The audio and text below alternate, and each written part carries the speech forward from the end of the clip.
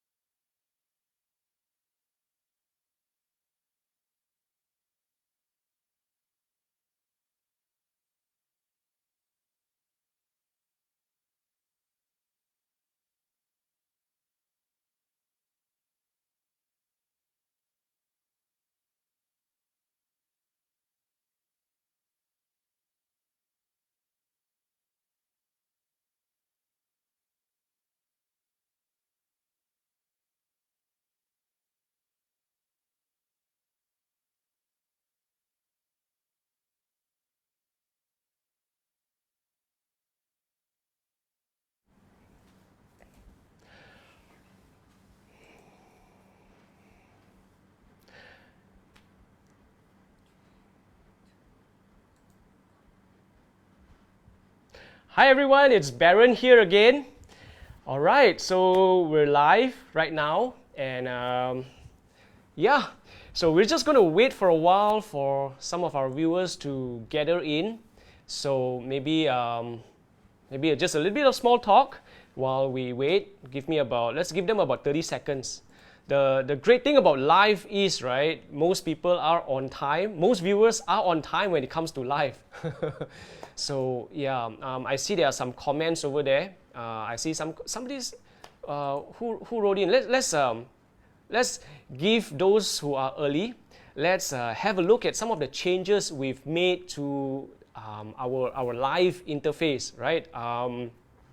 Okay, let's have a look at our comment box. So we have a comment box here where you as a viewer will just enter your comments like normal, right? Okay, so I can see here there are already comments coming in. Thanks for being so interactive and so early. Who says hey? Who says hey?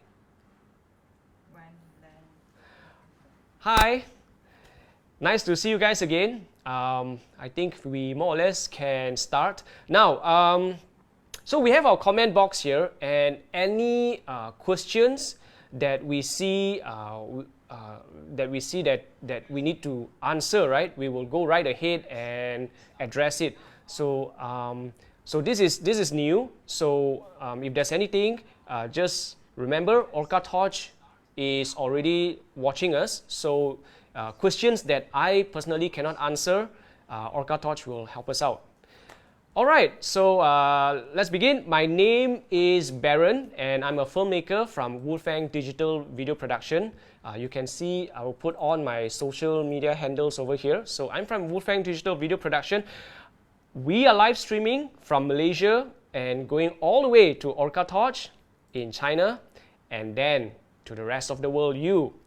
It is night over here. Not sure whether you can see if it's night, but we are night over here. It's 8 o'clock our time. And for those of you who just came in, say hi, put down in the comments. We'd like to know where you're coming from.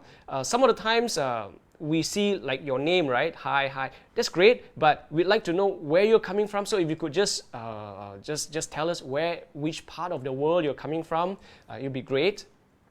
So we have quite a lot of stuff in store for you today, and I'll be sharing some of my underwater video tips especially for those of you who are new to underwater video shooting. This is going to be great for you. So we're starting now, and I just want to put you in a mood, right, with a video that I'm going to play for you to see. So we're going to launch this video to kick off. We're going to launch this video to kick off the live in 3, 2, 1.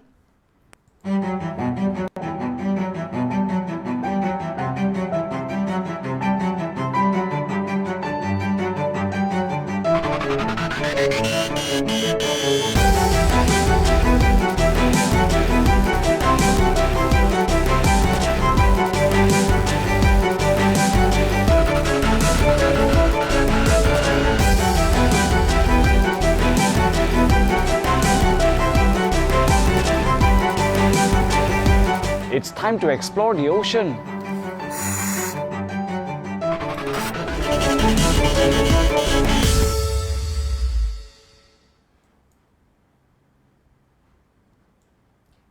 Hey guys, all right, let's hope that put you in a mood. Now, to begin, we will be sharing with you our schedule. So what we have here is a schedule which is what we have in store for you for the rest of the night. So we're going to start off to talk about the giveaway. OrcaTorch is giving away a prize, and this is the D530V video light. I'll get to it soon.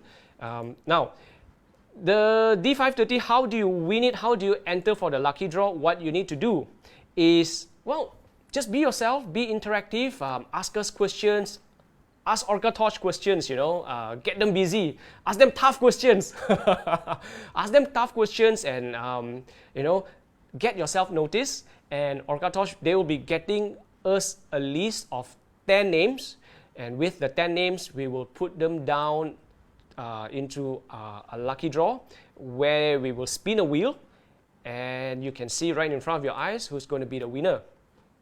Okay, after we've talked about the giveaway, right, we're going to, so when you look at the schedule, it's going from left to right. So after that, we're going to talk about the search for Atlantis. Now, this is a photo contest, and OrcaTorch has had this competition before. They were winners, and now they want to continue the photo contest. So we're going to see, I'm going to show you how you can get involved in a photo contest, how to enter your submissions. All right.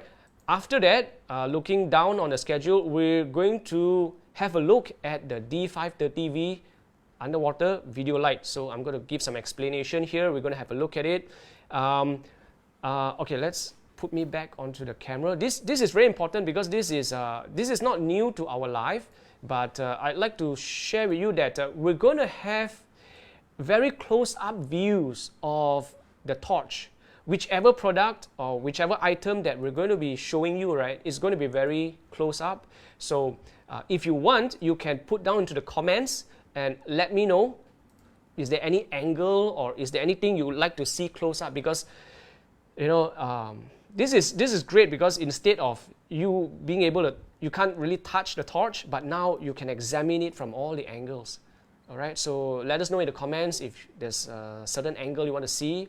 So after we've talked about the D530V, after that we're going to go into underwater video tips because I'm an underwater cameraman and a filmmaker. So I'm going to share some tips, and this is going to be especially useful for newcomers who want to start. Okay, you know, you want to start getting involved, you want to start shooting underwater videos. I'm sure my tips are going to help you a lot.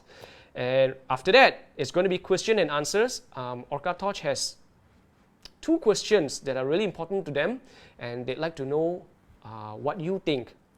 After the question and answers, we're going to go for the lucky draw. Now, the lucky draw is where we will pick one winner for tonight, and you'll be bringing back the giveaway, which is the D530V underwater video light. Okay, now let's move on. We are going to look at the giveaway. All right, now this giveaway is the torch that is actually being featured tonight itself. This is the OrcaTorch D530V underwater video light, and this torch, this is going to be so great. This is going to be so good because this torch has a wide beam. Okay, it has a wide beam, so this is great for videos. And this is great for videos, and because it's got very high lumens. All right, it's 1200 lumens, and it's got 2 lighting modes. It has 2 lighting modes, which is like from 1200 to 290 lumens.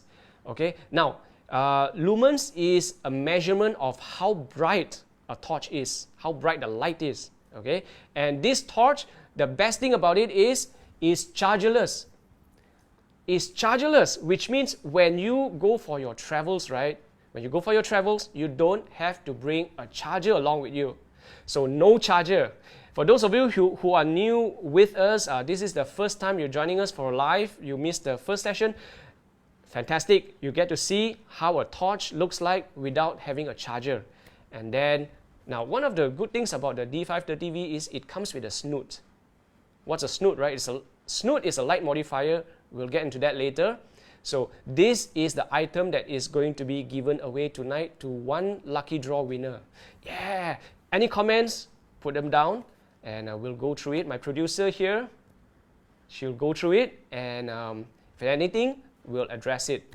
Okay, now let's look at the next item on our list. This is the photo contest. This is the search for Atlantis. That's the theme of the photo contest. So do you know what to be shooting? If you join this photo contest, do you know what you're going to be shooting?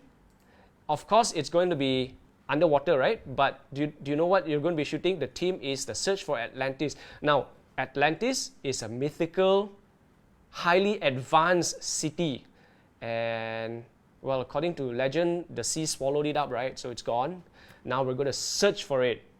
Okay, so obviously it involves some underwater architecture. It involves some wreck or cave, right?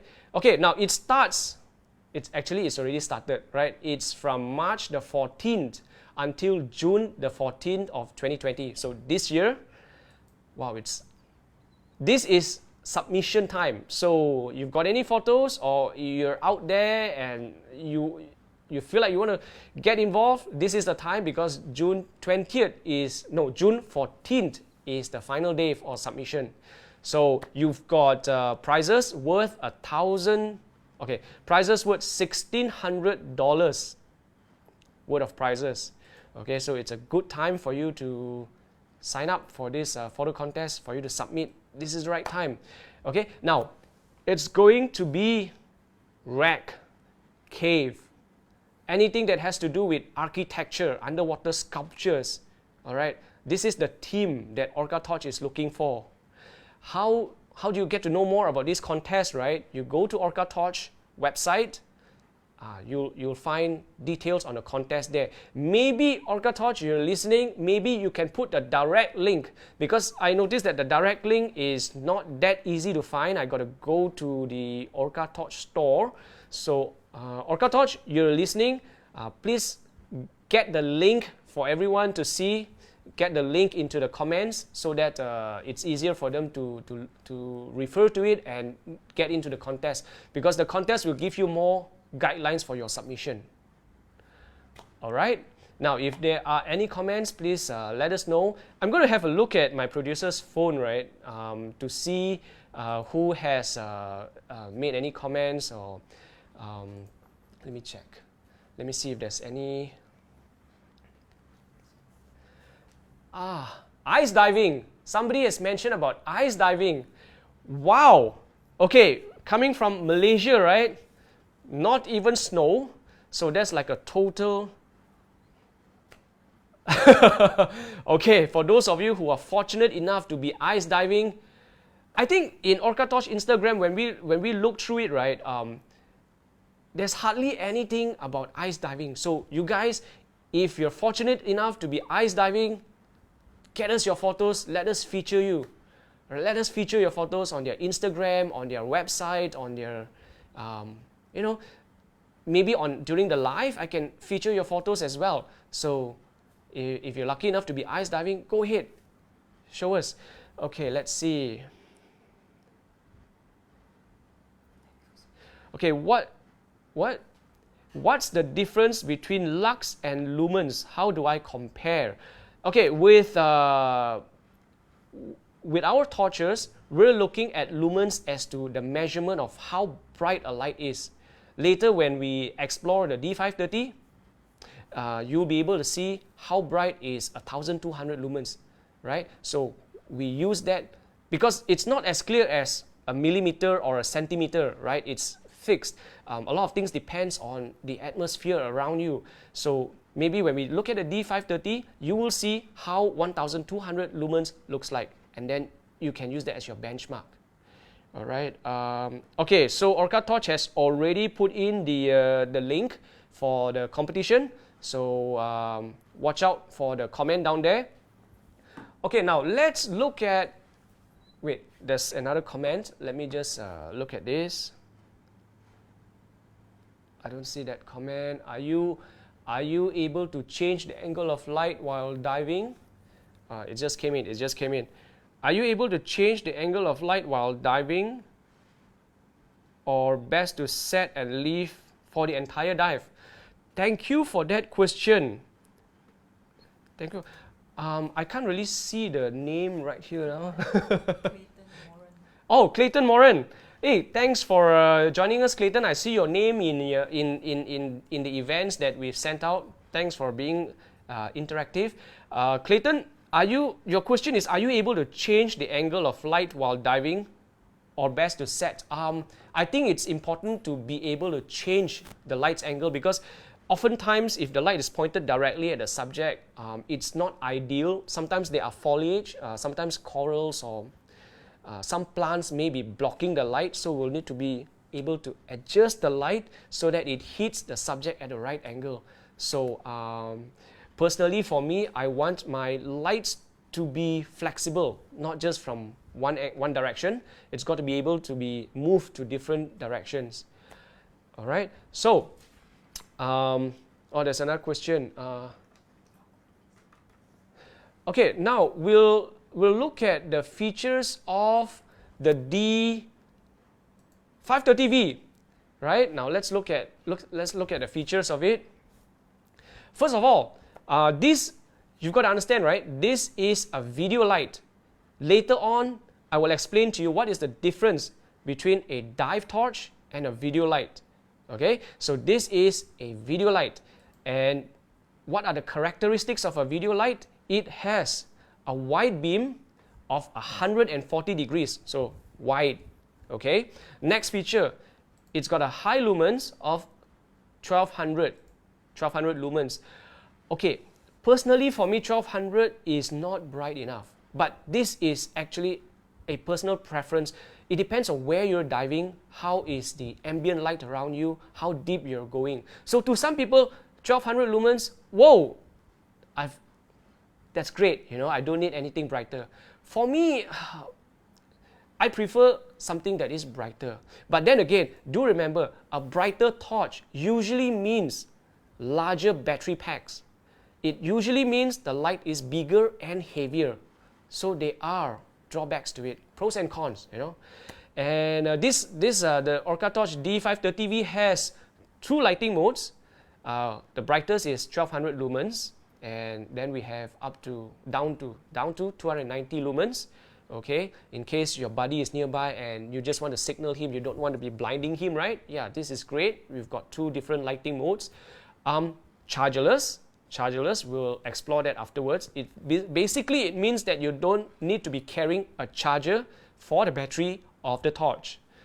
And it's got a snoot. Now, there are two D530V packages in OrcaTorch's product lineup. One comes with a snoot, the other one doesn't come to the snoot. Sorry, one comes with a snoot, the other one does not come with a snoot. Negligible price difference. So, personally, I would get the one with a snoot. What in the world is a snoot? Okay, so let's find out what is a snoot. Now, let's go on to the next item. Okay, a snoot is a light modifier. Okay, what is a light modifier? Now, this snoot converts a wide beam. You know the D530V has a wide beam. It will convert the beam to a narrower beam. This is great for folks who want to shoot macro. You love macro photography, macro videography. A snoot is good because it creates it's like a highlight effect. Right? So the next point here is it creates a highlight effect where the rest of the environment is dark, except your subject is highlighted, it's brighter. Okay, do you like effects like this? Let us know in the comments. For me personally, I prefer everything to be bright because, oh man, underwater it's so hard to get bright areas. So the more light I have, the better.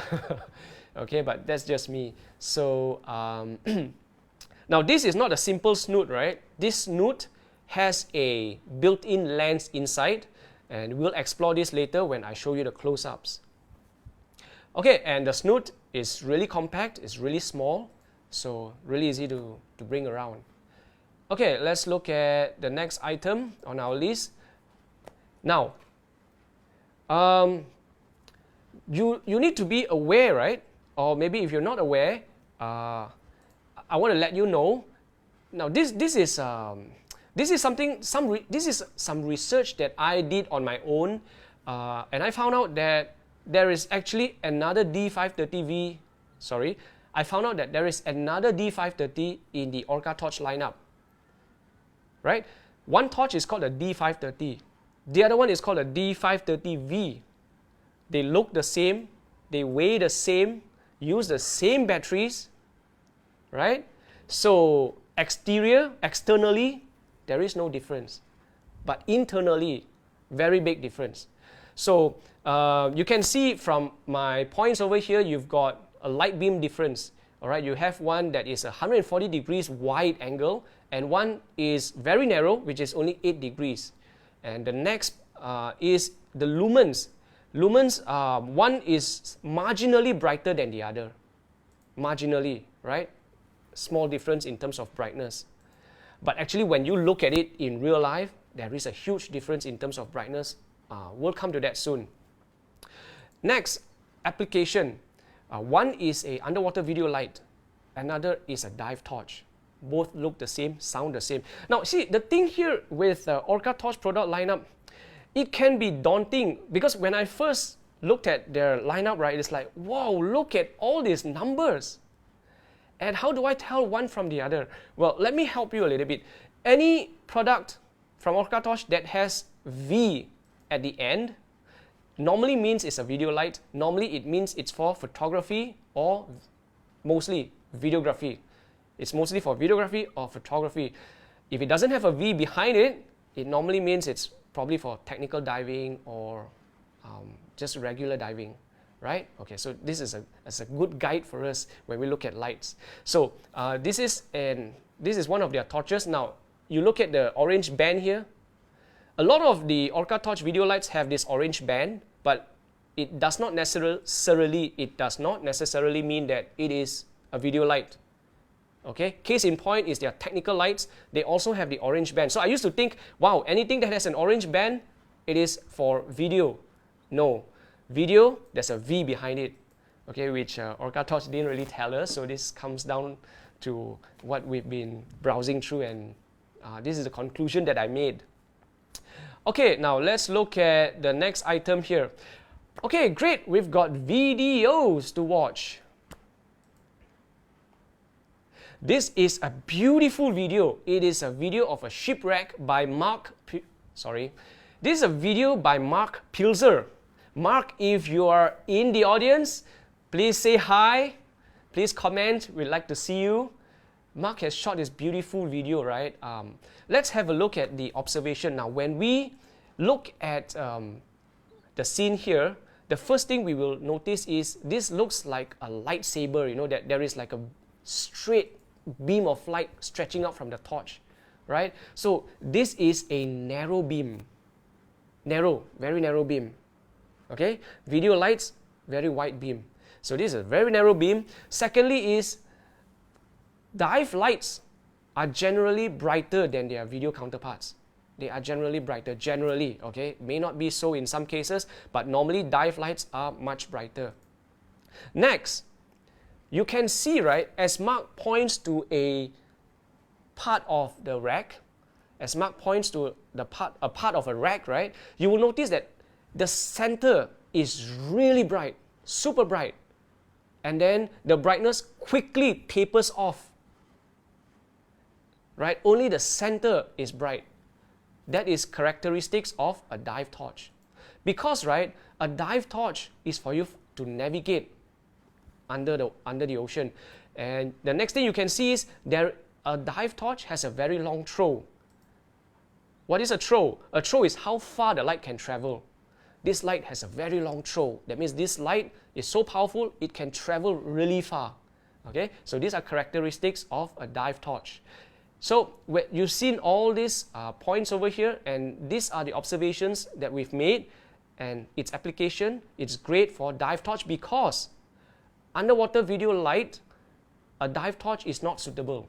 Let me rephrase that again. To shoot good looking videos and photos, we cannot be using a dive torch, mainly because of the hotspot.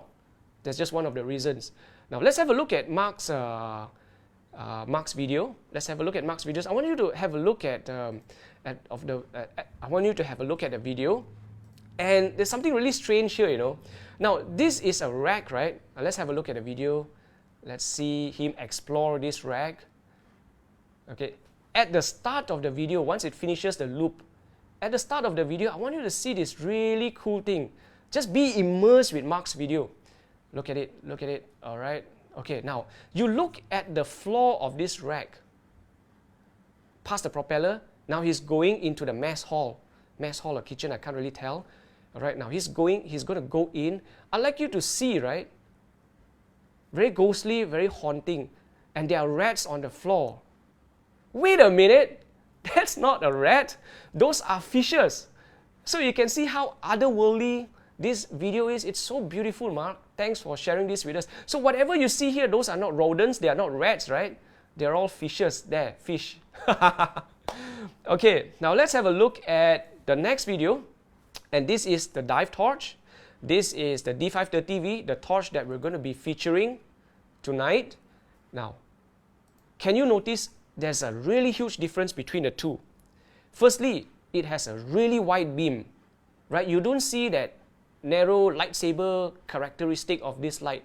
It's a very wide beam. Secondly, it might be a little bit, okay, we know that on paper, it's marginal. The difference in terms of brightness is marginal, right?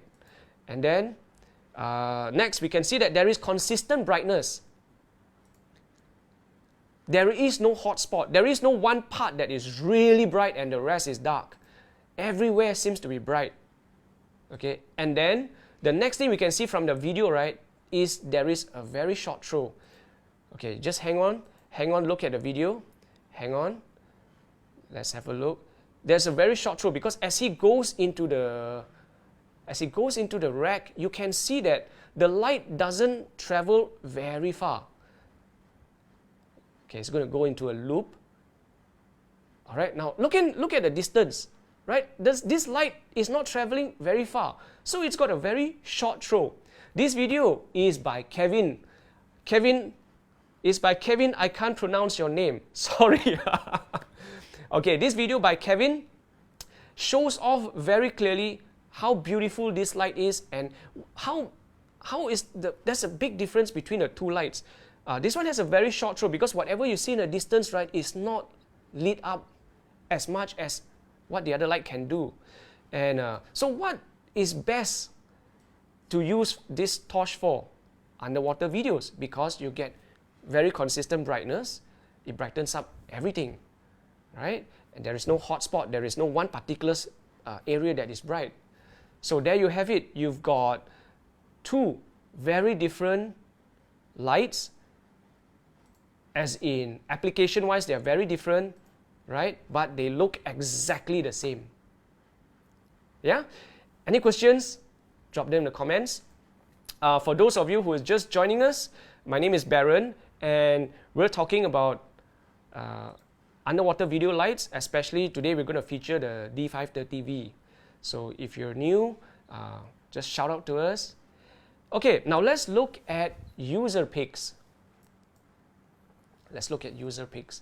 We have user picks coming in from Ferran Sanchez.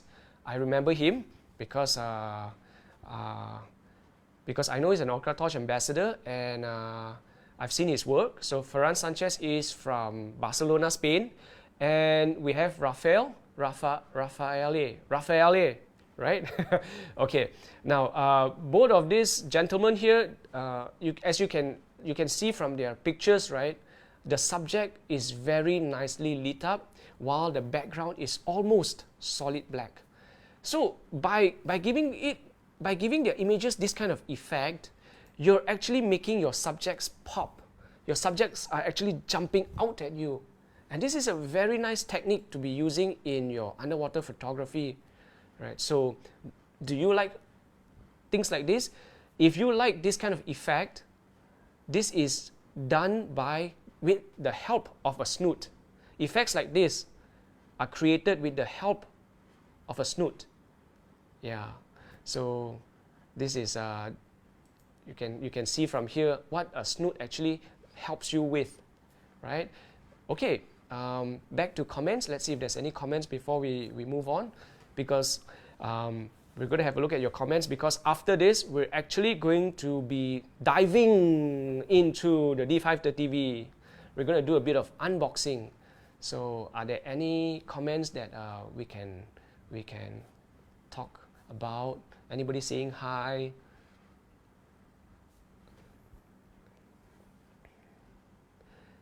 D530 dive torch is a great beam. All right, very cool. What rack is this? So sorry, I can't really read your name. Someone is asking what rack is this. So if you're here with us, I think you're referring to Mark's video, right? Yeah, Mark, maybe you want to share with us what rack this is. Ah, somebody says, that's awesome. I get the difference between the two. That is great. Wait, let me see. Who said that? Who said that's great? I see the difference. That's awesome. I see. Andrew. Andrew, that's great. That's great, because Andrew, you know, I had to go through. When I first started, right, I really didn't know which is what. You know, when I first started, a torch is a torch, right? It's like, as long as it provides light, as long as it brightens up the ocean floor, I'm fine. Just get it to me, right? Only later when my videos came out, it's like, oh my goodness, what is this? What have I shot? Oh no.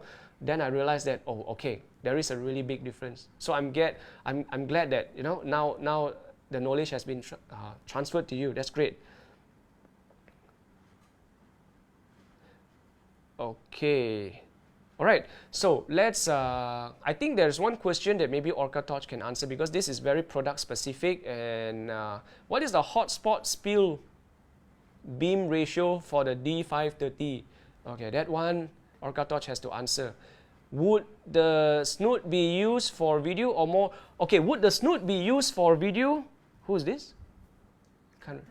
Clayton Moran, right?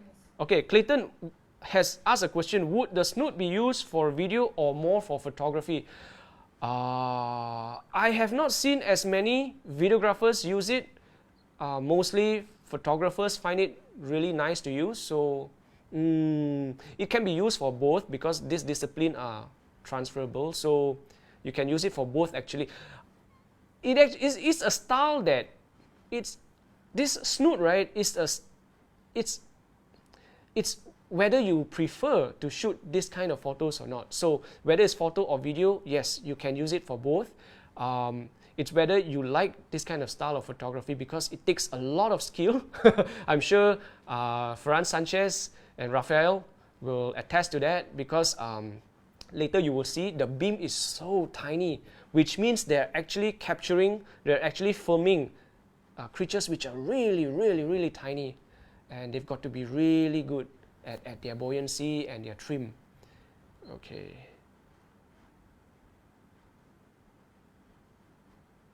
I do video for I do video for a living, and this made my underwater filming a breeze. That's great to hear. Who is that?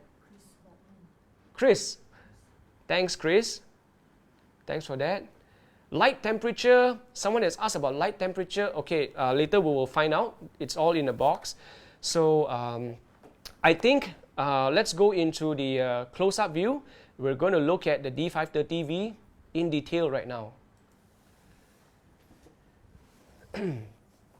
Ta-da! So this is the D530V. Let me give you some light. All right. So this is the D530V. Okay. I have to tell the truth. I want to be honest here. It has already been opened because I needed to test it out before I showed it to you guys. So this is not really an unboxing. It's not a strict unboxing, right? It's already been unboxed and put together again to show like it's a new box. Okay, so this is a D530V. You've got the specs over here. Okay, it's got a runtime of 4 hours and 36 minutes. Okay, now let's actually look at it. Let me check. Waterproof. Okay, let's have a look at it.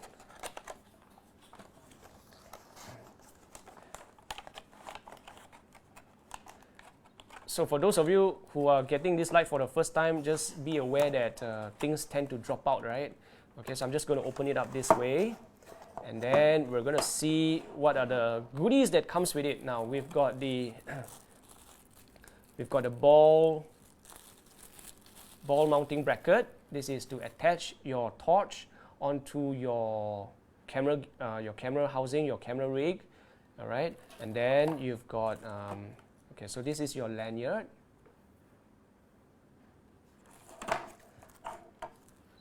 Additional O-rings, this is always good to have.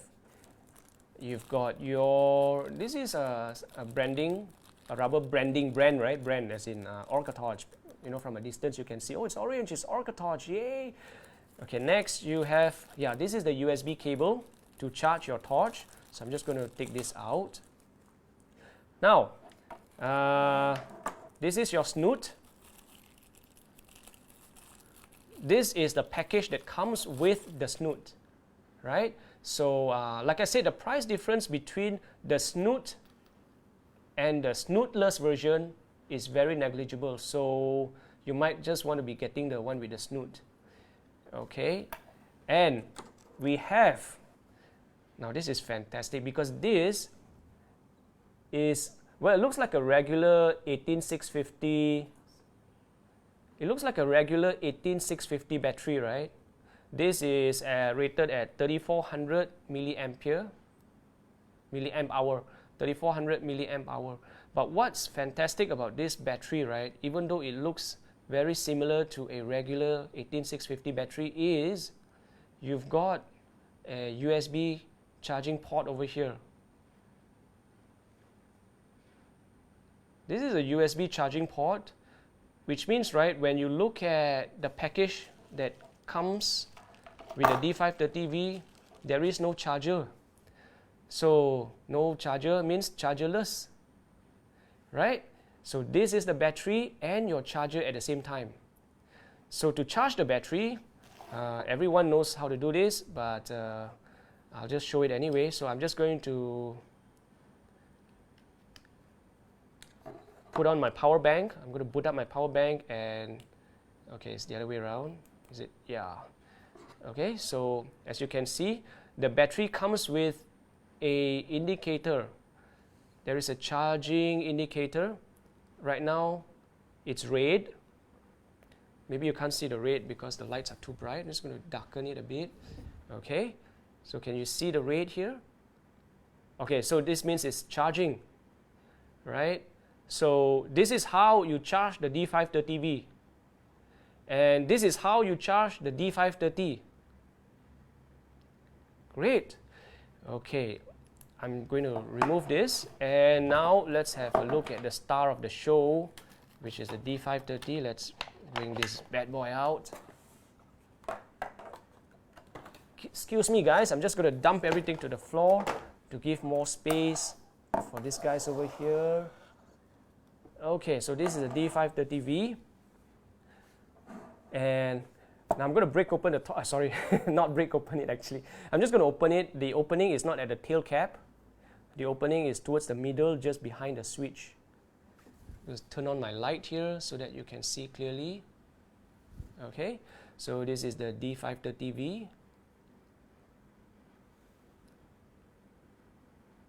So this is a push button torch.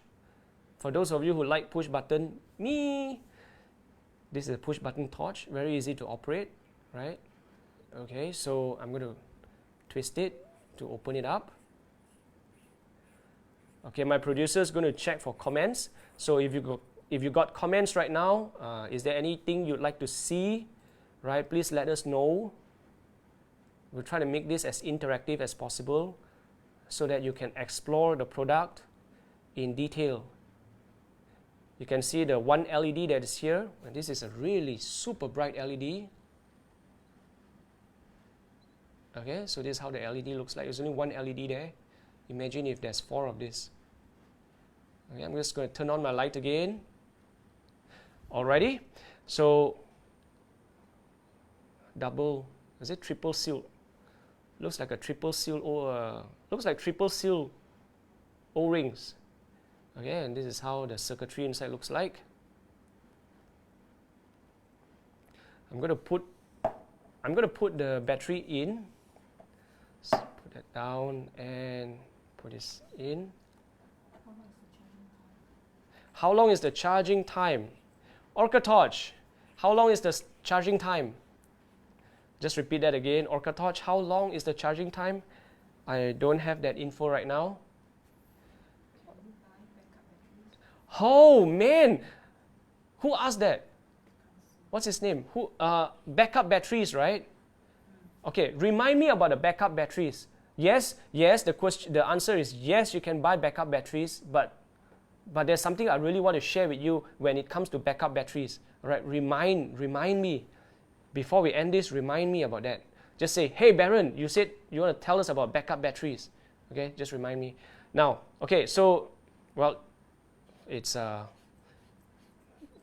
battery is in, so I'm going to switch it on. So it's just, right, it's on. So now, if I tell you this is 1200 lumens, it's very, you might not, it's very hard for you to imagine that this is 1200 lumens, right? This could be like a gazillion lumens. So you need to be here. You need to be actually with the torch to be able to find out, because there's so many other things.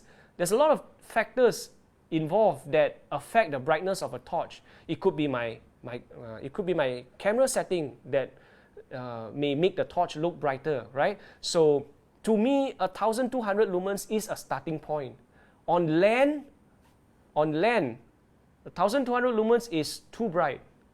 But in the water, 1200 lumens is, well, just right. Okay, for me, it's not bright enough. But do remember that this torch is so light and so small. Okay, brighter torches would mean heavier and bigger. So this is a video light. Now, let's have a look at another torch. Let's have a look at, this is the D570. And then let's look at another one. This is a D700.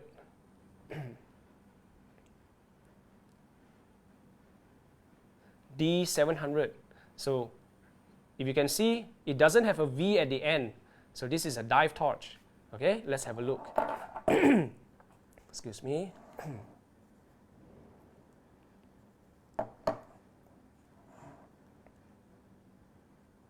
Excuse me, Snoot. All right, now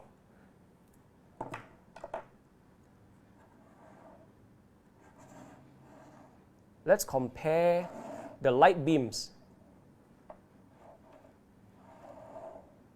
Can you see the difference in the light beam? Dive torch, video light.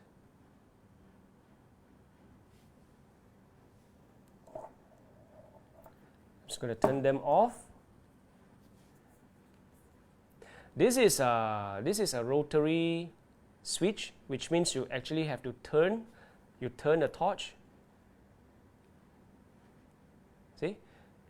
You have to turn the torch to switch it on.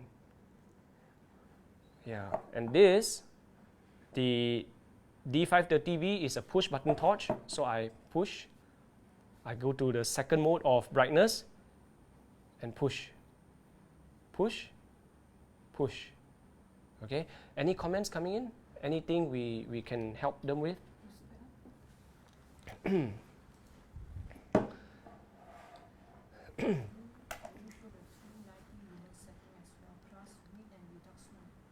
Okay, hang on, right?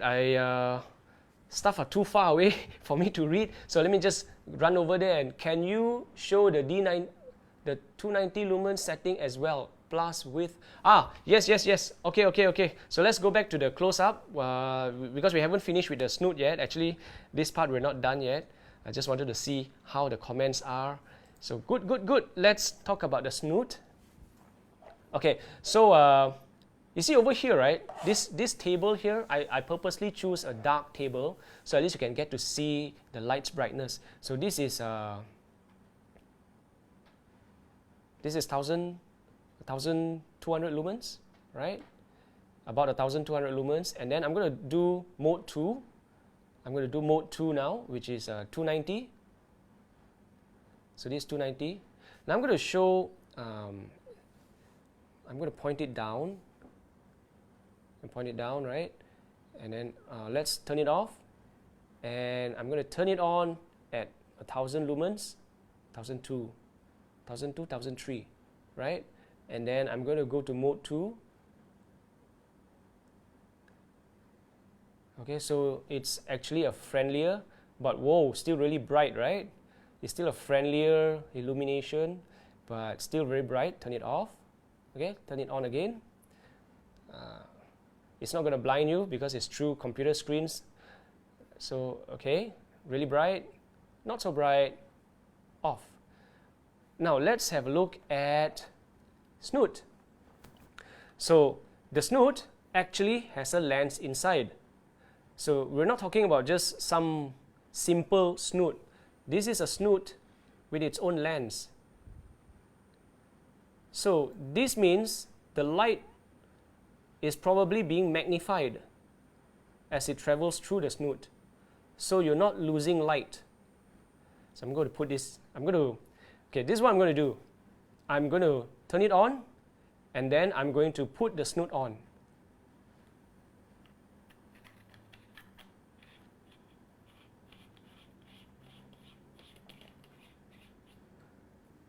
Okay, so typically the distance between subject and light would be about, at the most, I think would be about this much distance. So that would be about 1 feet from light to subject. Okay, so I've not used a snoot before. None of my videos or photos have featured a snoot before. People like Ferran Sanchez, so he's used a snoot.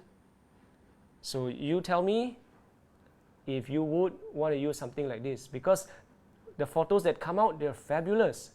So maybe I want to look into using a snoot like this.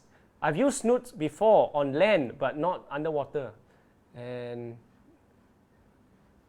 okay, keep in mind, right? Keep in mind that we're looking at this setup on land. So in the water, the effect would be slightly different. Right? Okay. So this is how the snoot looks like. I'm going to remove the snoot now.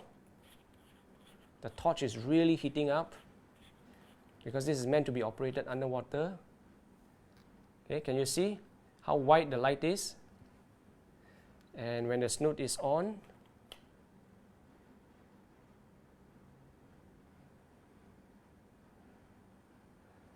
okay, scuba divers, scuba shooters, guys and girls, how was that? Any comments? Yes, I see my producer nodding her head. Yes, there are comments. Okay, let's see. Can you tell more about how important are CRI and color temperature in underwater photography? Okay, now, here's the thing, right, with CRI. CRI is how accurate a light reproduces a subject's color. Okay, so if a light is designed well and the subject is blue with red stripes and a scatter of yellow, when the light with a high CRI film is switched on, you will see that subject exactly how it is.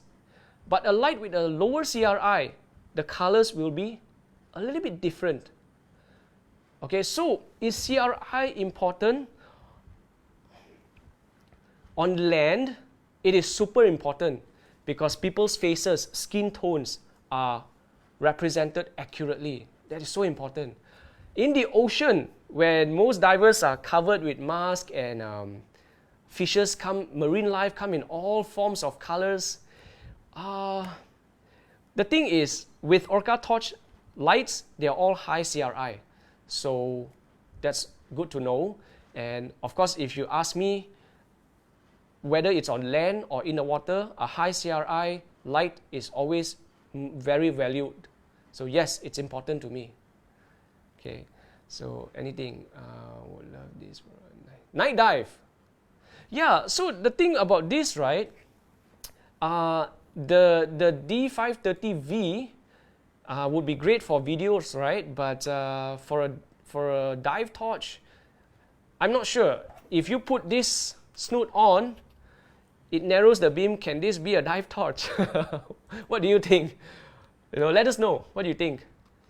Who else asking? The awesomeness is Awesomeness is so high. You can even see COVID-19 Who said that? Who said that? Azali. Hey, Azlin, right? Azali. Hi, nice to see you again. How are you? Okay, Azali, very funny one. Okay, so are there any comments? Anything else you guys would like to see about a torch, or anything you like to compare? I have here 3 of this, right? Which is D700, D530 with Snoot, and D570. Yeah, sometimes the numbers. Oh, but after a while you kind of get used to them. So when we're talking about backup battery, let's return to, right? Remember I said I want to talk to you about backup batteries. So let's go back to the close-up.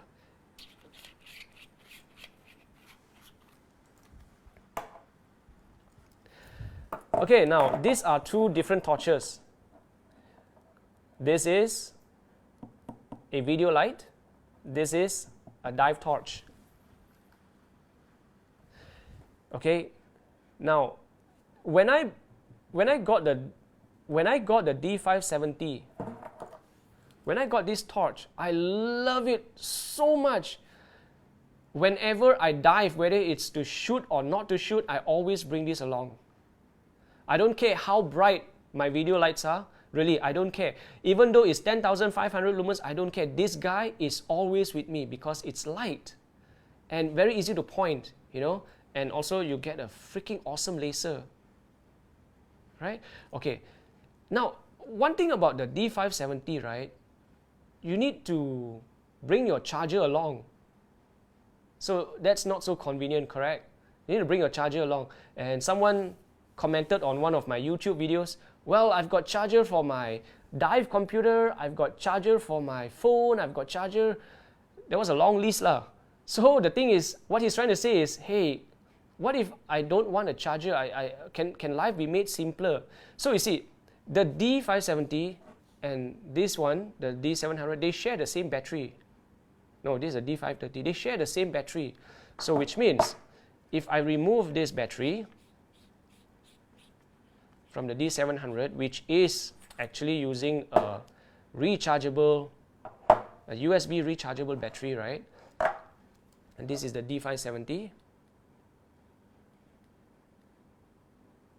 Okay, so it uses the same battery. So which means I can actually remove this battery, which is not, it is a rechargeable battery, but it is not a USB charging battery. Okay, so I hope I didn't confuse you. You see, okay, take a look at the, I think you know what I mean, right? Yeah, there's a USB hole here, USB port. The other one doesn't. This is just a regular rechargeable 18650 battery. This one can be charged via USB, right? So I'm going to put this into my... So what I'm trying to say, right, is whichever of OrcaTorch products that uses 18650 battery, you can get the USB version battery, and then you can use it. So which means, right, I don't need to be bringing my charger along. Awesome. I think maybe in the future, OrcaTorch will be switching all their batteries to the USB version. Okay, so that was the show and tell. Okay, guys, so that was a show and tell. Are there any comments that I need to be aware of? Daniel's with us. I know Daniel is really busy. He's preparing himself mentally. So thanks for joining us. I think he's on another time zone, so sleep is really important to him, but he's joining us here. Daniel, all the best tomorrow. So you want to can the Snoot Can do on a regular D530? D530. Okay, I don't have a D. Do I have a D5? I don't have, right? No. Oh, the regular D530. You mean this is a D530V? Yeah, because the D530V and the D530 is same body. It's the same body, right? So it should be able to fit the Snoot in. OrcaTorch, we need confirmation from you. Daniel's question is, can the Snoot be used with the D530? Can the Snoot be used with a D530 dive torch?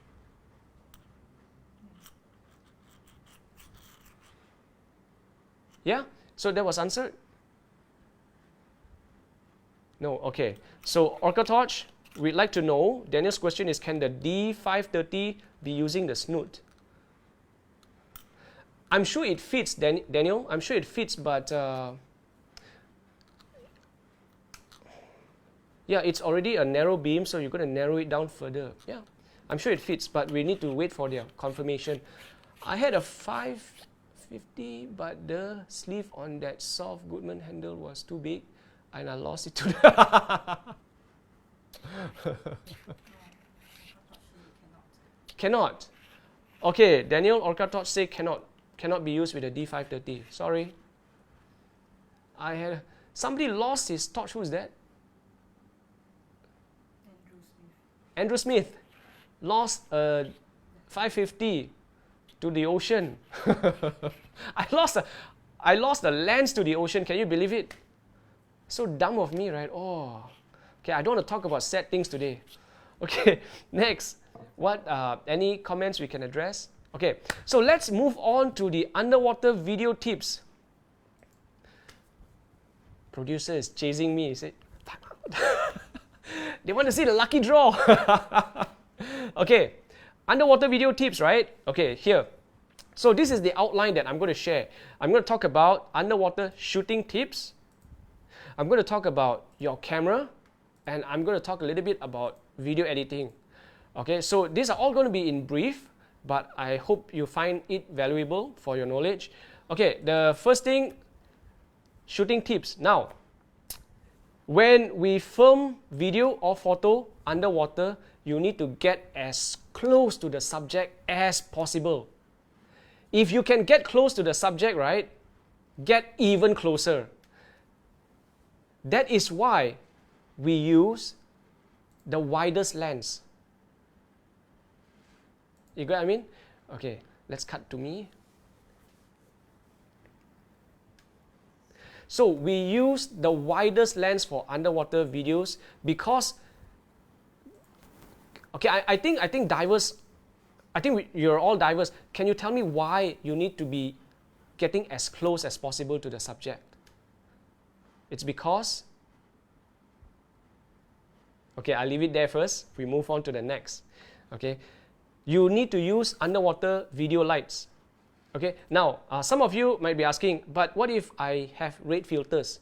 What if I have this awesome camera that can that has very high ISO setting?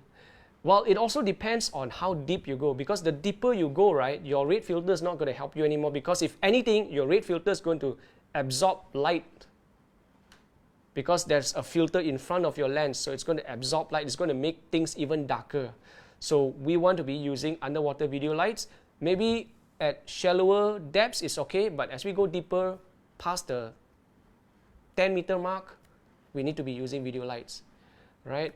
And okay, you need to manage your buoyancy. Now, this one people like Daniel will be able to tell you that buoyancy is like super important. Even if you're not doing photography or videography, buoyancy is super important because you need to keep off the corals. You need to be able to hover at a certain level, right? You need to be very level because you need to be really, really stable, right? You need to be really stable. So you need to keep it stable. To be able to keep it stable with your camera rig, to be able to keep it stable, you need to have good buoyancy, right? So that's the next point, which is keep things very stable. Now, what differentiates between a professional looking video and a not so professional video is that whether the video is shaky or not, right? So if the video is shaky, the first thing that comes to mind, okay, amateurish, right? So we need to be keeping everything as steady as possible, right? And then now this thing, dive instructors, you need to teach this because when I first started diving, I wasn't told about the reverse frog kick until I passed my advance. When I took the advance, I wasn't even taught that. So we were all, when we first took our open water, how did we navigate the ocean? A lot of us use our hands, right? We thought we were still swimming, right? We didn't really depend so much on our legs. As we progressed through our course, we realized that all you need were your legs and your fins, am I right? So with just your legs and your fins, you are able to get where you want to go. And I guess it kind of stopped there because I didn't really know how to do the reverse frog kick. And the reverse frog kick, right, is like super important. And my dive instructor, Ivan, if you're here, do sound off. He taught me how to do the reverse frog kick. And as a videographer, I guess to any diver, not just videographers, the reverse frog kick is so important because without that, we've all been taught how to move forwards, how to go forwards. Okay, so you want to get there, go. You want to get there, go. But how do you stop? You can't be doing this to stop, right? You can't be doing this to stop because you've got a camera rig, and with a camera rig, you can't really use your hands. So the reverse frog kick, when you do your frog kick, you will end with a clap, right? Your feet are at neutral, and you do a clap to propel yourself forward, right? But with the reverse frog kick, you start with a clap, and you do this. And then you start with a clap, you're already in a clap position, and you reverse and have your feet at neutral, right? Your dive instructors, I think they're much better at telling this than I am. It's so important because to be able to stop and to be able to adjust your distance. Okay, I'm too close to the subject now. Although I did say to get close, right? But sometimes you're too close, right? You need to move away for various reasons. Maybe it's an urchin. Maybe it's something that might be not so good to your diving, like a jellyfish. You want to be able to move away. How do most of us move away? If you don't know the frog kick, we tend to swim this way, right? But what if you know the reverse frog kick? You're able to adjust your distance. So to me, I feel out of all these, right, whether you're getting close, you're getting the widest lens, best looking camera or what, learn the reverse frog kick from your instructor. Get him or her to teach that to you, master it. I think it will help you a lot. And then, so the last thing is touch nothing and take only videos, right? Every dive instructor, they will tell you, don't touch anything. So which means it's a chain reaction, right? Don't touch anything. So buoyancy has to be good, right? So get close to your subject. When you're getting close, you need to know how to stop. So reverse frog kick, right? Use underwater video lights. Use the widest lens. Okay, you might be thinking, right? My lens on land is so wide. Oh, awesome, so wide. But once you get into the water, everything starts getting very close to you. Okay, because of the refraction. So if you think your lens is wide, make it wider. Because once you get underwater, everything will be closer to you. Okay, now let's look at the next item. Let's talk about your camera. If there's any comments, right, do let me know. In terms of camera, this is a very personal preference. Okay, so I'm not going to mention that I like this camera or I prefer that camera, because camera is something that is very personal. And what I want to tell you is, when you choose a camera, you got to make sure you consider all of these items, which are your resolution. Today you want to shoot in HD, but maybe few months when you're getting good at your hobby, or you want to be shooting 4K. So does your camera allow that flexibility, or do you have to get a new camera? When you upgrade yourself, do you have to upgrade the camera, right? So HD and 4K. Nowadays, most cameras allow you to shoot HD. Actually, all cameras let you shoot HD, whether they allow you to shoot 4K or not. So consider that. Next is, you need to get a suitable housing. Housings don't have to cost an arm and a leg, right? They can be cheaper, but cheaper comes with limitations. Maybe you can't go that deep. But when you first start, are you going to go past 40 meters? Most likely not. So consider your housing. Okay, get it from a reliable brand so that it doesn't flood. A lot of brands, they make good housing, but make sure you know how to wrap up your camera into the housing so that it doesn't flood, right? Okay, next, size matters. So a camera that is this big, by the time you put a housing onto it, by the time you attach your underwater lights, by the time you attach all your arms, becomes this big, right? So is getting a smaller camera better? Smaller cameras usually have less features. Some of it includes the next item, which is, does a small camera allow you to have full manual controls? Yes, it does. So you got to choose the right camera. Okay, small doesn't mean not good. Big means it's going to get even bigger by the time you get into the ocean with all your housing and lights, right? Okay, next item. Can your camera, rather this is more on the housing, can the housing you purchase let you attach a wet lens on it? A wet lens meaning if your camera's coverage is not so wide, you get an option to get a lens that can attach to your camera's housing and make the view even wider. Can your housing allow you to attach a lens? So that's another thing you need to consider. Now, next, tactile buttons. But because when you're in the ocean, right, there is no time to, okay, let me see, I need to touch this. No, it's all about, when you're in the ocean shooting, right, it's all about, okay, now white balance is this. Okay, I think I got white balance. Hey, there's a shark over there. Oh, right. Okay, I need to set my shutter speed. Okay, shutter speed is done. Aperture. Oh, turtle. You know? So, tactile buttons. Your housing should have buttons that are touchy enough so that you know where things are without actually having to look at it. Okay, so I've covered some of the tips here. If you got comments, let me know, because I know I'm kind of rushing through this. So if you got comments, maybe I can slow things down a little bit. Okay, now let's go. Any questions? You need to shoot with a flash. Okay, now if you who's this? Monica, I see your question here. Wait, hold on. There's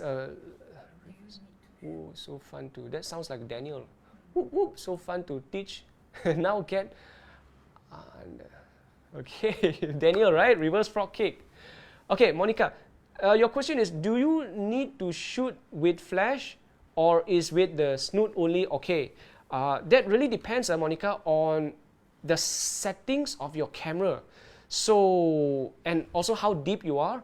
If you're not so deep, you still have enough lights, right? So maybe with you balance it out with your camera settings, maybe you don't need flash.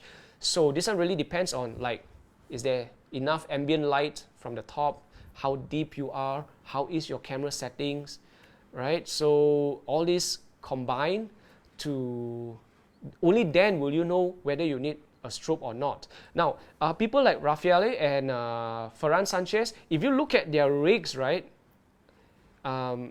they use the snoot sometimes is just as a backup. They actually have their flash there, their strobes, right? And the snoot is as a backup, right? But okay, based on experience, if you have a snoot, normally you don't use flash, because the Snoot lets you capture, lets you isolate a part of the subject. The Snoot slide is isolating this subject so that everything else looks really dark, but the subject is really bright. So normally we don't use a strobe together. I mean, we don't use a flash together with a Snoot. Okay, but like I said, this is not a definite answer because it really depends on the depth, visibility of the water, ambient light. Okay, Monica, I hope that helps. Okay, Daniel's reverse proxy. Okay, next. So let's talk about video editing. Now, you've got video editing, right? You've got desktop programs and you've got mobile apps. So what do I mean by desktop programs? Meaning you actually have to have a computer. Now, a lot of us will shoot. But what do we do with the footage? Do we actually get to edit it and share it out? Even though if you're not the kind of person who like to maybe you're a little bit low key, you don't want to be sharing it to anybody. I've seen students who are like that. They don't like to be sharing it with everybody. But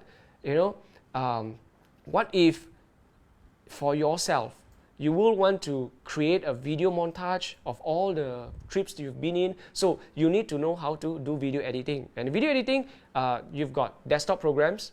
This needs a actual computer, heavy. And you've got mobile apps, which means using your phone. So there are apps using your phone to edit. And also you can, when you do video editing, you select the best parts. You've got a 10-second long video. Take 3 seconds out of it. Right? This is the best shots. We're talking about video here. We're talking about video here. You've got a 1-minute video of this turtle. Right? Shorten it. Find the best part. Maybe take about 10 seconds. What? I shot 1 minute of the turtle and you want me to... Whale shark! I've been searching it for years. I've got 10 minutes of a whale shark. You're asking me to take 10 seconds? Yes. Take the best part. Turn it into a short, sweet video. Right? Okay. So you need to keep it short and interesting and add music tracks to enhance the feel of your video. Right? Okay. We also have video titles. Video titles will help you to tell your viewers where you shot this, what was the mood you're in, what kind of fish, what kind of marine life this is. So learn to use video titles. Okay, now let's move on to the next slide. Okay, if you look at before we go on to the next slide, if you look at the screen, right, you can see that I have some of my favorite video editing programs. I won't be dragging this too long. If you've got questions, you can rewind back the video later so that you can see what kind of video editing programs you prefer. I will be around. You can see my social media handles and questions about choosing the right editing program for you. There is no perfect video editing program. Okay, there is one that suits you the best. So if you need to ask me questions, later you can shoot me a message. Do we have any questions? And who's that? Clayton.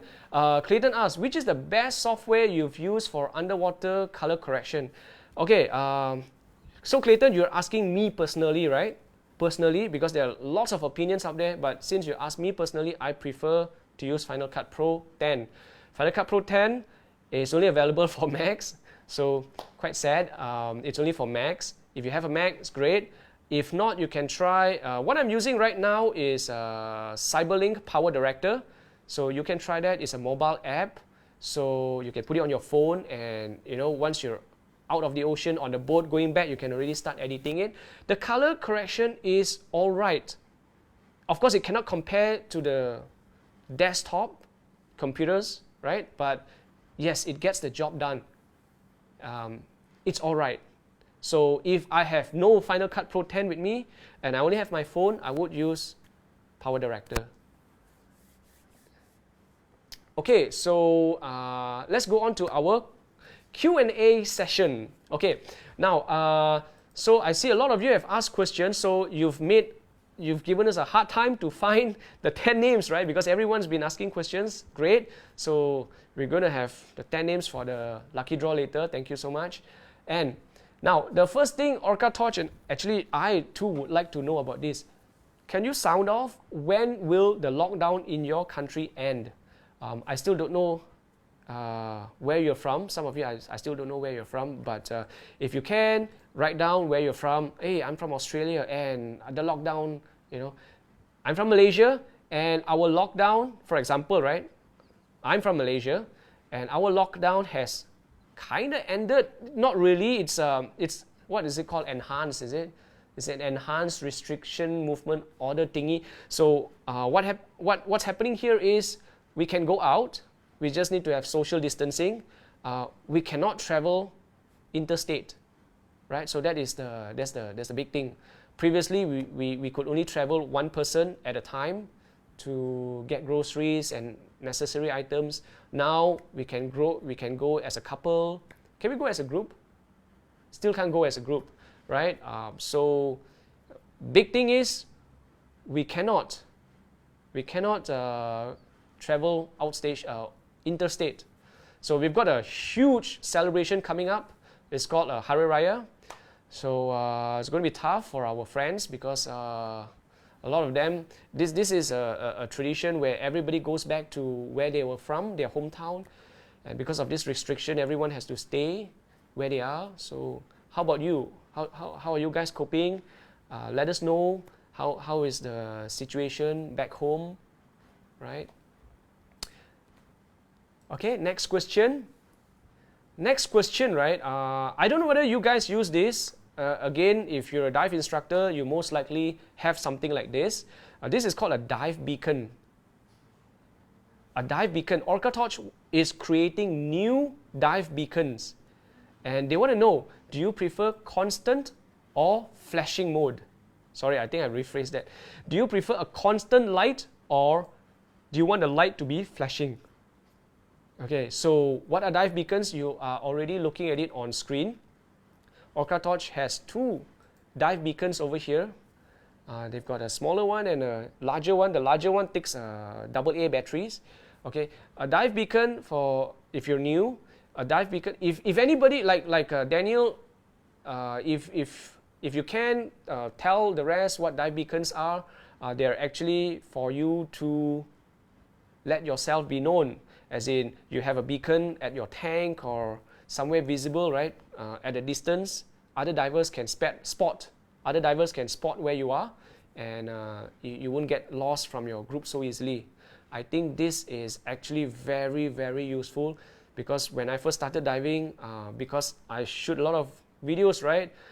The videographer tend to be left behind, right? The entire group will, oh, look at that, look at that, look at that, look at that, look at that. And the videographer is still there filming that one nudie branch that the rest have seen like 10 minutes ago. And when he looks up, where the heck is everybody? Oh no, right? And you're a newbie and you don't know what to do and you start to like, oh goodness, so what did the dive briefing say? What did they say? Okay, the reef is on my left, you know what? Right? So with dive beacons, right, it makes it easier for your dive guide, your dive master, your dive instructor to be able to locate you quickly. Okay, of course, if you've got a torch, it helps, but you've got to be doing this. With a dive beacon, it's just hanging off your tank or hanging off your vest. But here's the thing, do you prefer it to be strobing, flashing, or would you prefer a light that is constantly switched on? Okay, sound off in the comments below. Somebody said, holy moly, the beacon is great. Okay, OrcaTorch, you heard that. So, yeah, that's the thing with the beacons, right? I've never seen it, So I don't know where they kept it in the product list. Maybe I wasn't looking for it, but they did say that it's new. So look out for it. Solid isn't flashing used to say you. Who said that? Clayton. Solid isn't flashing used to say you need help. Okay, so the flashing could mean that like SOS, right? So a solid would be nice, right? Solid as in a constant, like lights on, right? Okay, that is a really good thought there. Thanks, Clayton. And Barcelona, Spain, we can walk outside. Oh my goodness, Barcelona, Spain, you can walk. Who's that? Monica. You can walk outside 1 kilometer around home only. 1 hour. Oh. Did you see her comments? I think I'm being a bit outdated here. I didn't see that in the news. I thought we had it bad here, you know. At least we could travel a radius of 10 kilometers from where we are. And we're not limited to the time.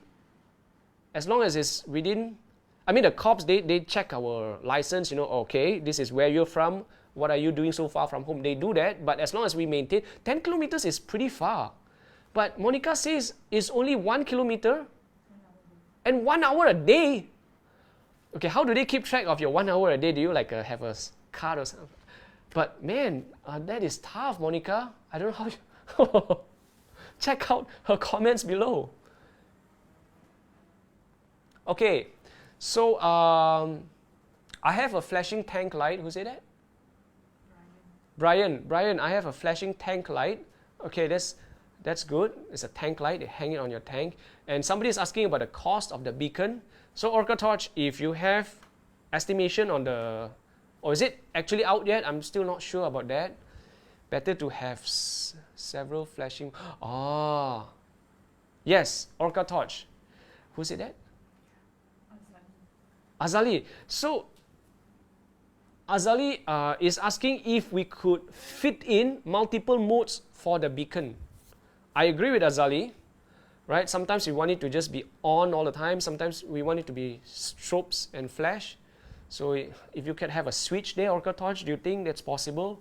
Yeah, maybe you have a basic one that is just constant on and an option. This one, just flashing only. We have a premium model, which is multiple modes. Right?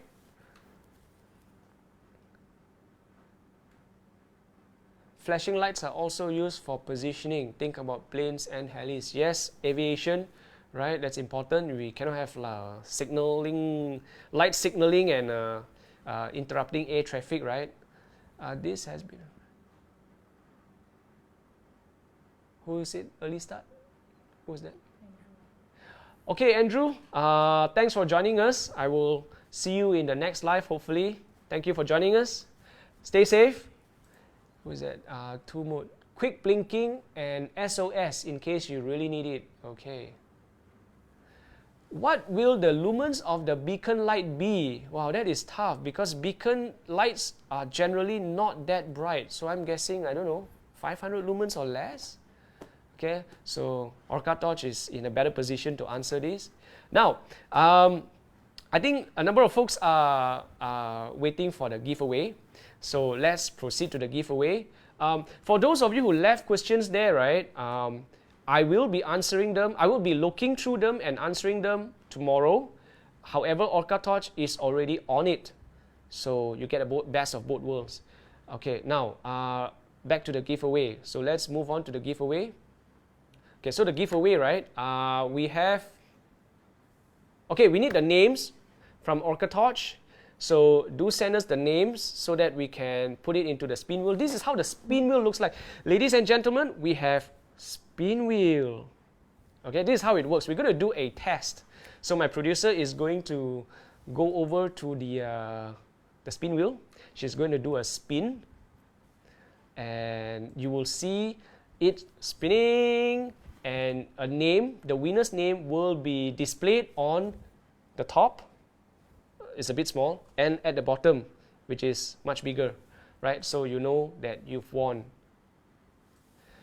Okay, oh goodness, what I see here is a lot of names. Actually, we just need 10. Okay, we're going to just select the first 10. We're going to select the first 10. So, okay, my producer, you know, she's going to be working really hard on this. Let's give her a short break. She's going to do it. You have to do it one by one, right? It's easier. Yeah, she's going to do it one by one. So maybe let me see if I can read the questions off my phone. If you've got any questions, and we'll see if I can answer them. So if you've got comments, maybe I can help you with. Do sound off. So are there any people, anybody who are interested in doing underwater videos? do let us know in the comments. I feel that being good at your diving skills will help you out a lot when it comes to underwater video, because like I said, one of the most important thing about shooting good underwater videos is stability.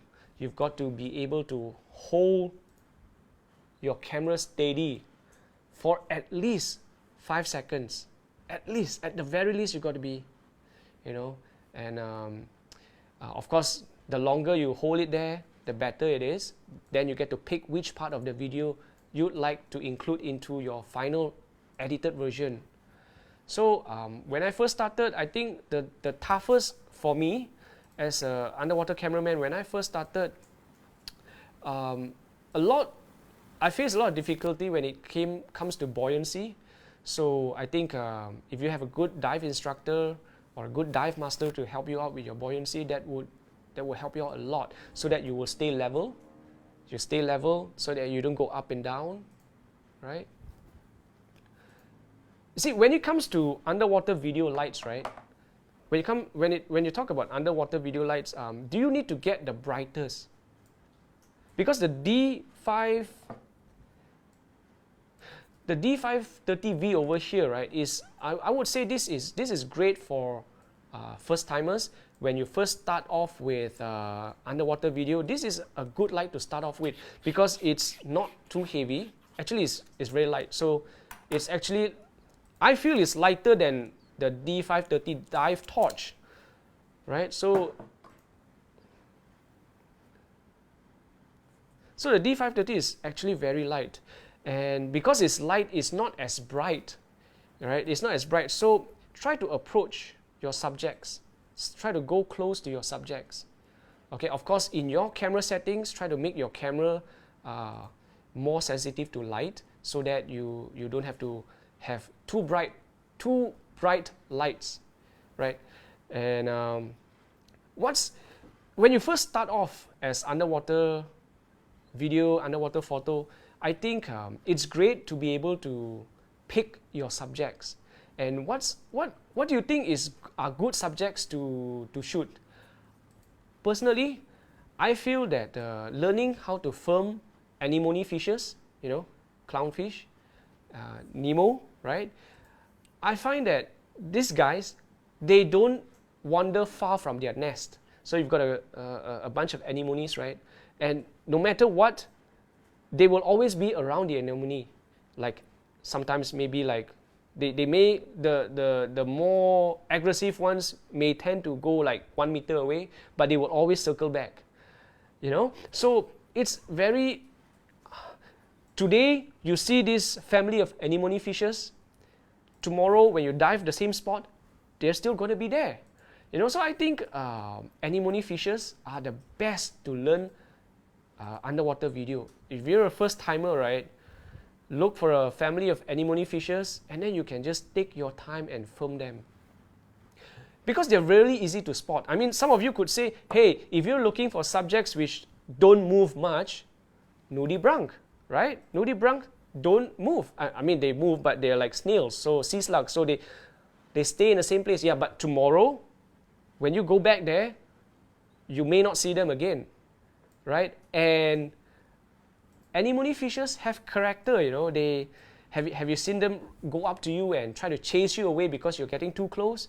Have you seen their fangs? Right? They have character. So some are very timid, some are shy, some are timid. They welcome you, they let you come closer, right? So I think anemone fishes are great as how do I call it, starter subjects to give you more experience. Try filming anemone fishes. What do you guys think? Okay, we're still waiting. So those of you who've been with us, right, stay, because we're going to do the giveaway, so we don't want you to be going off and missing all this. You've been with us from the start, so just hang on a little bit more. We're almost there. You know, now we're going to like the 10th name. Yeah, kind of there already. So just hang on for a bit. Give me about, okay, how about 30? Do you think 30 seconds is enough? 30 seconds? 1 minute? 1 minute? Yeah, just 1 minute. Stay 1 minute. So, let's see. Besides the, what other subjects do you think would be great to film besides anemone fish? Let's see. Oh, this is great. This is great. Who said that? The stills. Clayton, right? Charlene. Okay, Charlene. Before your comment disappears, Charlene says, I've learned that sometimes you can get really good stills from your videos. Okay, sometimes you can get really good stills from your videos. What else did she say? From your videos. Oh, excuse me. Okay, Charlene says, sometimes you can get good photos, stills, right, from your videos. What Charlene is saying is that, okay, she shot some videos. She shot some videos, and when she's looking through her videos, she feels that, hey, this can be made into a photo. One part of it can be made into a photo, right? A 1 second video has 25 frames in Malaysia. In US, it's 30 frames, but that's besides the point. 1 second of video has 25 frames. So, each one of those frames are actually a photo. Now, if you shoot in a high resolution enough camera, like maybe in 4K, or if you're not going to print out a huge size, you can turn your parts of your videos into photos. That is true, Charlene. Yes, I agree. And she said sometimes her photos turns out blurry. I'm guessing, is it because of the shutter speed is a little bit slow, because marine life tend to move quite fast, right? Is it because the shutter speed is a little bit low, which means you can make it higher, or is it because of the focusing? Were you too close? Because if you're too close, all cameras have a minimum focus distance. That means anything closer than 1 feet, for example, right? Anything closer than 1 feet, no matter what you do, it's still going to be blur. You know, is it that you're too close? I know I did say that to get as close as possible, right? So, could be a shutter speed issue, right? Okay, we've got, okay guys, we've got a new set of names. I don't know why OrcaTorch is sending us a new set of names. I think they've gone through all your interaction and they feel that, you know, you guys, these are the names that they want to enter in. Okay, now, let me see if I can, because, let me see if I can locate some of your questions.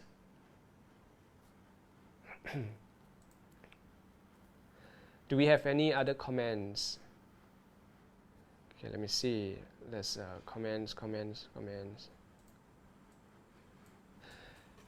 Do we have any questions? Do they have any other questions that that I can help out with?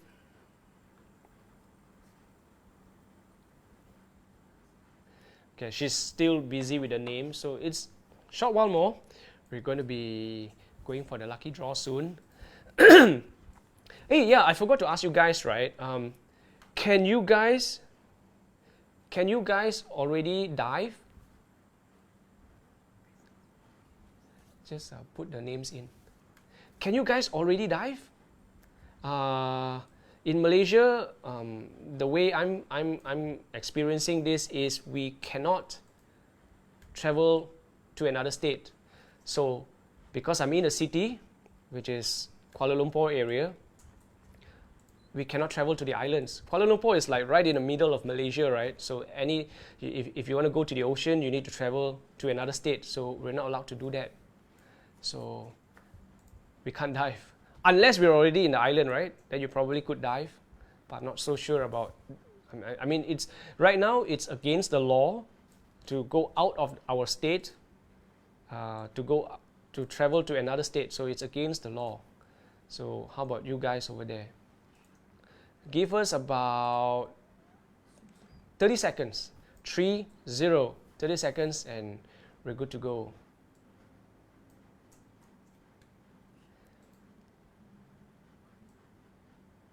Okay, just two more names. Two more names. Okay. So is this 10? No, we have 10. Okay, so let's do 10 names. 10 names, and let's get ready to spin the wheel. I will explain to you, right? I will explain to you. Let me explain to you some of the giveaway conditions. Okay, let's see. The first one is, okay, so we're going to have one random winner, and you're going to be carrying back a D530V with the Snoot. So this is the Snoot package, right? Secondly, the winner's name is going to appear on the spin wheel, and also down there, it's going to be huge. So down there, you'll see your name. Okay. So OrcaTorch will be contacting you to arrange for delivery of the torch. So I know you guys are ready. How about us? Are we ready? We good to go? Okay. So we're going to be spinning the wheel really soon. So I'm just going to disappear from the screen for a bit. In 3, 2, 1, spin.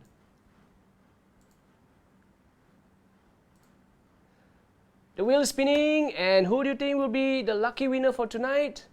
One winner will be bringing back, one lucky draw winner will be bringing back, oh, Van Laken Bart. Van Laken Bart, you are the lucky winner. Congratulations. You are the lucky draw winner for tonight. You'll be bringing back a D530V with the Snoot. It's going to look, it looks like this, right? Congratulations. Right? Yeah, it's confirmed, right? Okay, great. So OrcaTorch will be contacting you shortly, and I guess you can look forward to this in the mail. Yeah. Okay. So is there any? Okay. So these are OrcaTorch social media handles, right? On Facebook, it's OrcaTorch.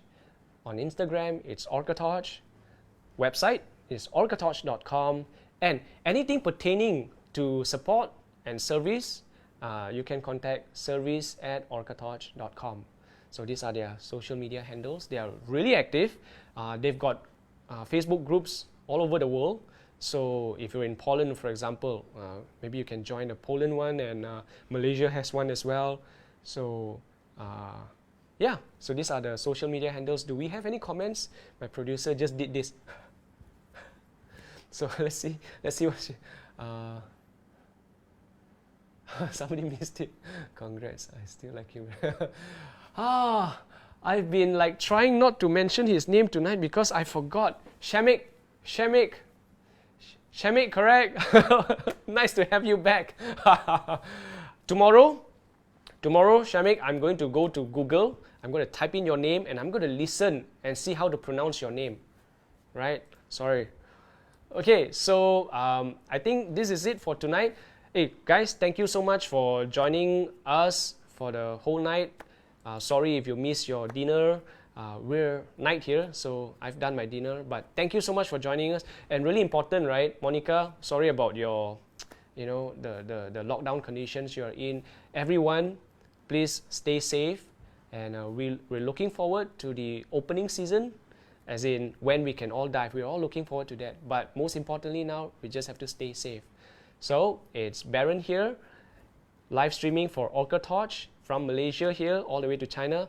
Thanks for joining us, guys. I'll see you in the next live. Good night. Stay safe.